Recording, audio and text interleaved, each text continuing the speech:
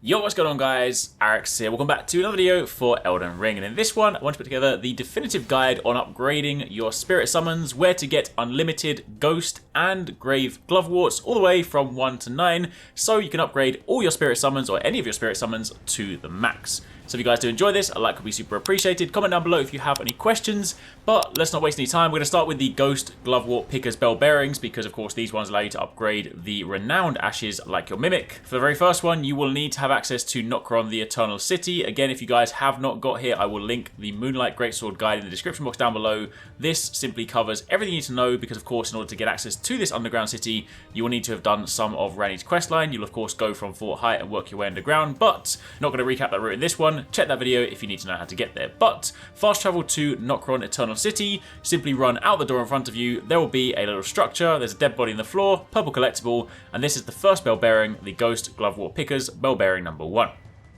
For the second one, we are now going to turn our attention over to Nokstella, the Eternal City, which again is a location you can access if you continue the Ranni questline. Of course, you'll go from Nokron over to Nokstella, so again, check that video if you don't have access. But from the Nokstella Eternal City Site of Grace, you then simply want to run up the staircase to your left.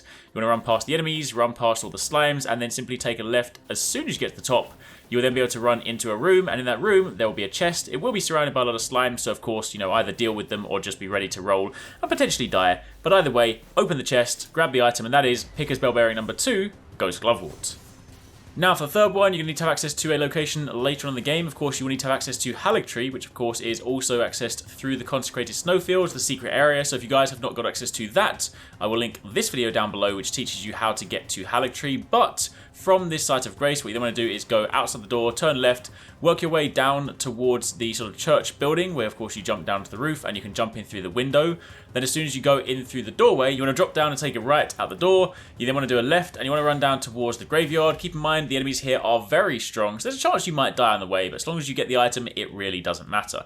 You then want to run down the hill towards the gravestones, and there will be a purple collectible outside one of them.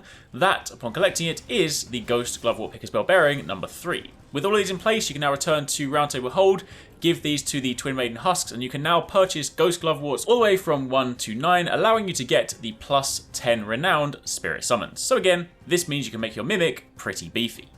However, if you want to upgrade the regular Ashes of War, we're now turning our attention to the Altus Plateau. This time you want to go over to the Wyndham Ruins, so of course you can go from the highway junction over here or other nearby sites of grace, but basically make your way over to the ruins. You then want to go up onto the left hand side and work your way up the stairs, work your way through all the ruins, and basically get to the very, very back. There is a cave with a door you can open, and this will then give you access to the catacombs. Simple thing, of course, work your way through, defeat the boss at the end, and upon defeating the boss, it will drop the Glovewort Picker's Bell Bearing number 1.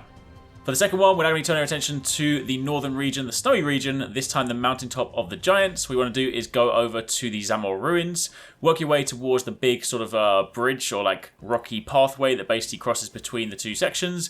But instead of crossing over that, what you then want to do is work your way around here, as you can see, because if you then go down this route, you will find a door, and opening this will give you access to the giants' mountaintop catacombs. Again, same principle, work your way through. I will say this one is a little bit sort of tricky, only because there's a lot of stone imps there, and also because it requires a lot of sort of running around. If you get lost in here at all, note that a couple of times you need to basically make the elevator go up, drop off, and then drop below the elevator. So if you're kind of trying to find the route, that's probably where you need to go. But get to the end, defeat the boss, and once you've done that, you will then get the second bell bearing.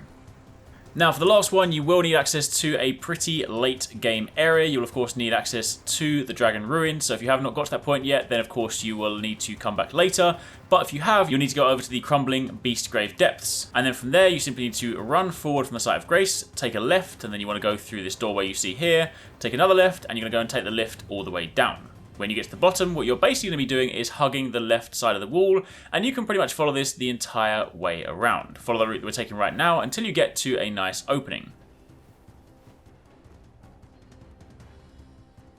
Once you get to here, if you look to the right, there will of course be some enemies in this pond, but we can simply ignore them. We're going to go and hug the left-hand side, of course make sure you don't fall off, but there will be another structure here with another collectible, and you simply walk over, pick this up, and this is Glovewort's Picker's Bell Bearing number 3, so now you can also purchase 1 to 9 for the regular Gloveworts, the Grave Glovewort, which allows you to upgrade your regular spirit summons, your wolves, your other things like that. So you now have everything you need to get unlimited Ghost and Grave Gloveworts for all your spirit summon upgrades. Hopefully you guys found this helpful. Any questions, let me know in the comments down below. And if you haven't caught our latest Elden Ring upload, be sure to check out this video and keep it locked on the channel.